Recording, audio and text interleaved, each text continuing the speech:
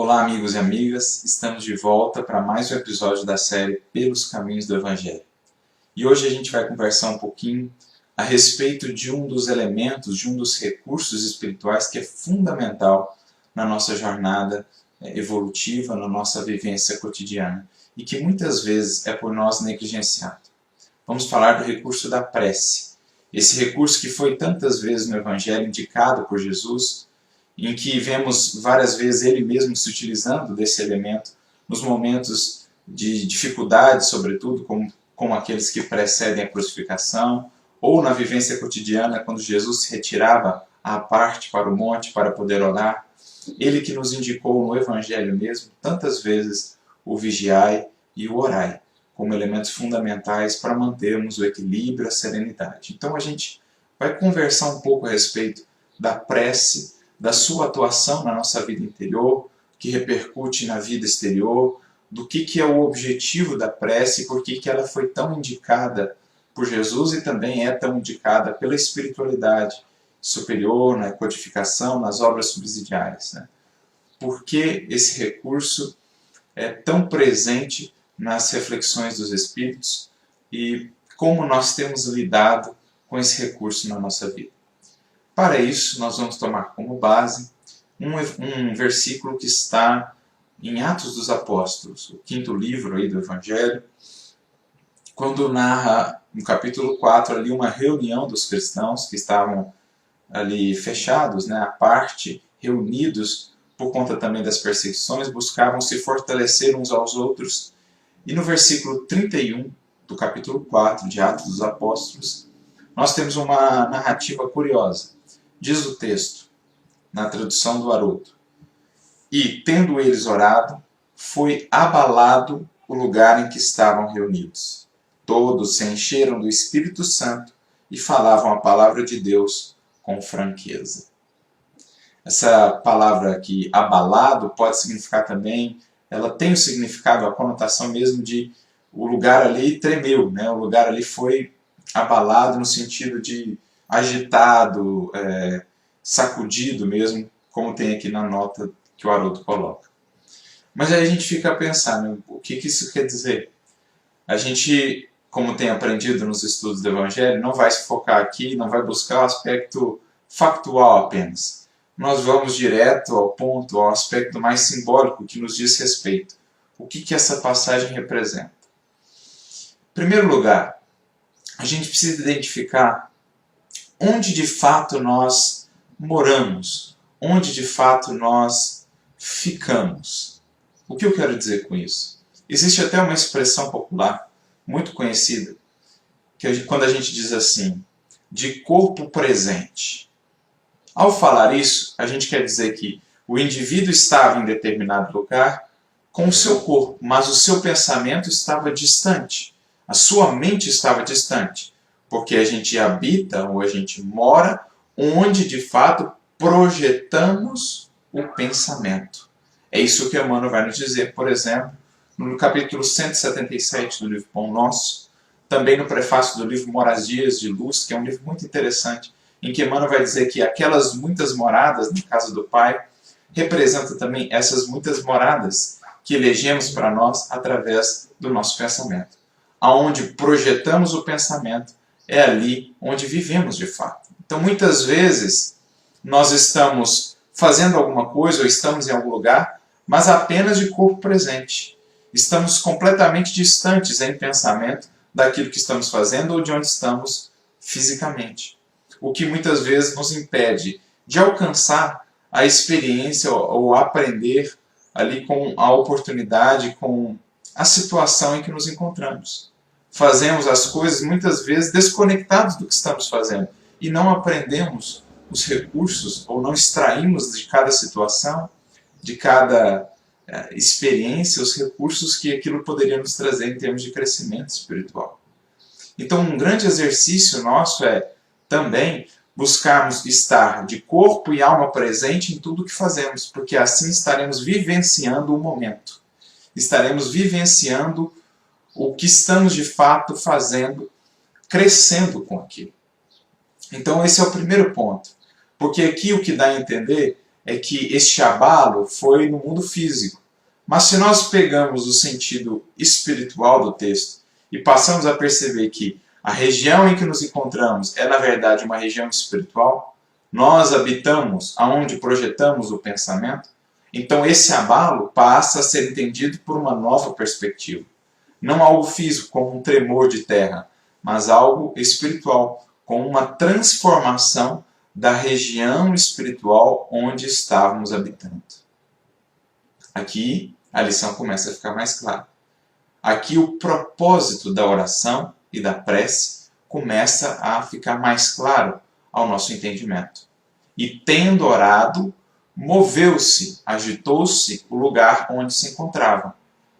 O que isso significa?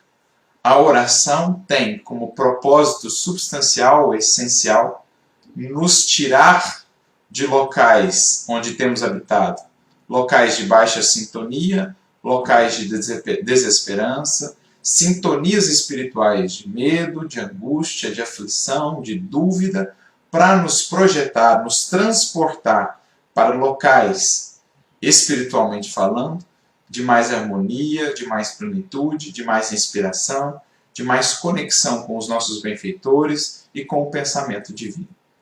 O grande objetivo da prece é fazer esse transporte do nosso pensamento de locais de vinculação, de sintonia mais baixa, para locais com uma sintonia mais elevada, mais condizente com as leis divinas. É esse o exercício.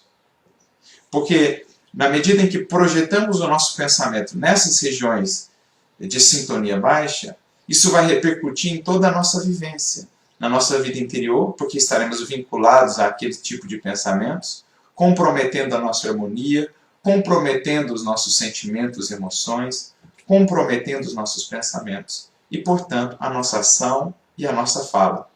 Quando nos esforçamos por nos elevar nesse campo vibratório, nos associamos a pensamentos, a sentimentos, a emoções mais elevados, transformando, por conseguinte, também as nossas ações e aquilo que nós falamos no cotidiano, que, por sua vez, haverá de definir o nosso destino. Então é esse o exercício básico. Buscar associar o nosso pensamento ao pensamento dos seres superiores, ao pensamento divino em última instância. Porque diz o texto, eles se encheram do Espírito Santo.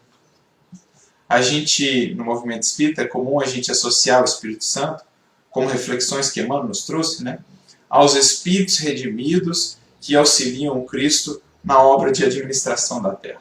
Emmanuel nos fala isso, por exemplo, no livro O Consolador, questão 312, também no livro Paulo Estevão, lá no capítulo 4 da segunda parte, quando se utiliza da expressão animados pelo Espírito Santo, Emmanuel vai dizer que seriam ali inspirados pelos espíritos redimidos que auxiliam, colaboram com Jesus na obra de redenção da Terra. Mas, nesse contexto, que eles ficaram cheios de Espírito Santo, o que isso representa? A nós parece mais claro o sentido de que sentiram-se ali inspirados, receberam inspiração divina para prosseguir atuando.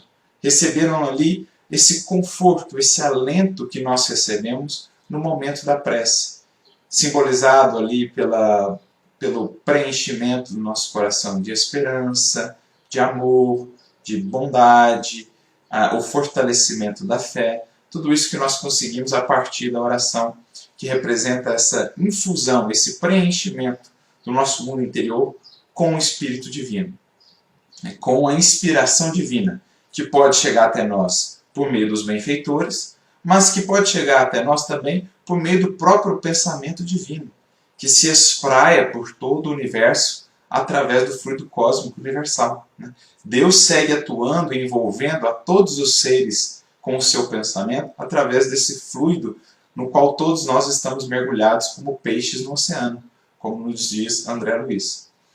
É interessante refletir nisso, Kardec trabalha isso no livro A Gênese, no capítulo 2, lá no item 24, sobretudo, ele trabalha essa questão do pensamento divino que envolve, engloba todos nós, sendo aí um mecanismo de atuação, de instrução do próprio Pai para com as suas criaturas. Então a prece nos proporciona isso, essa infusão do Espírito, essa captação das inspirações divinas, para que a gente consiga atuar melhor perante os nossos problemas. Porque esse é o objetivo essencial da prece. Não nos afastar das dificuldades, não nos afastar das lutas pelas quais deveremos passar como recursos necessários de aprendizado e crescimento, mas sim nos fornecer elementos em termos de conhecimento, de sabedoria, de inspiração, para que a gente consiga passar por essas experiências de maneira serena, de maneira segura, tomando as melhores decisões, escolhendo os melhores caminhos, enfim, reforçando o nosso espírito para as lutas que se fazem necessárias para a nossa evolução. Esse é o papel da prece. Não nos eximir dos processos de luta que precisamos, que carecemos para crescer, mas sim nos fornecer, nos prover dos recursos de que precisaremos para vencê-los e para vencer a nós mesmos. Então é essa a ideia central do versículo. Esse transporte aqui, esse abalo do lugar onde se encontravam, não é algo físico, sobretudo, mas sim algo espiritual. Encontravam-se, por conta das perseguições lá, em se referindo aos apóstolos, encontravam-se muitas vezes com medo, temerosos do futuro, com a fé fraquejando. À medida que oravam, abriam-se para esse Espírito Santo, para a influência dos benfeitores espirituais, do próprio Mestre e do Pai, acima de todas as coisas, e deixavam aquele lugar em que estavam, subindo ou galgando os degraus aí da sintonia em direção às sintonias mais elevadas, que os propiciava mais fé, mais esperança, mais coragem para o trabalho. Por isso, conseguiam permanecer firmes apesar de todas as perseguições, levando adiante a mensagem do Evangelho com clareza, com coragem, com inspiração mesmo aos corações que assim já o buscavam, né? Assim, aos corações que já ansiavam, se dispunham a seguir a Jesus. Então é essa a ideia central do versículo. E é essa a proposta central da prece em nossas vidas. Nos auxiliar, nos amparar, a deixar os locais de baixa sintonia vibratória e buscar a sintonia elevada, o contato com os espíritos benfeitores, a inspiração divina para a nossa ação cotidiana. É essa a proposta. Como nos diz Emmanuel no livro Fonte Viva, capítulo 149, ele vai dizer o seguinte, uma mensagem inclusive que se chama No Culto à Prece. Emmanuel diz assim: para que nos elevemos com todos os elementos de nossa órbita, não conhecemos outro recurso além da oração, que pede luz, amor e verdade. A prece, traduzindo aspiração ardente de subida espiritual através do conhecimento e da virtude, é a força que ilumina o ideal e santifica o trabalho. Então veja que reflexão bonita de Emmanuel. A prece é essa aspiração ardente para que a gente possa subir, através do conhecimento de um lado, da virtude do outro, santificando o nosso trabalho, ou seja, a nossa ação no dia a dia, dando mais sentido a essa ação, trazendo intenções mais nobres para essa ação e também iluminando o nosso ideal, transformando, fortalecendo o nosso ideal para que a gente possa perseverar apesar de todas as lutas. É isso que a prece, quando cultivada no cotidiano, essa prece sincera do coração, é isso que ela nos proporciona. Força, luz e inspiração para a jornada e para a ação do cotidiano.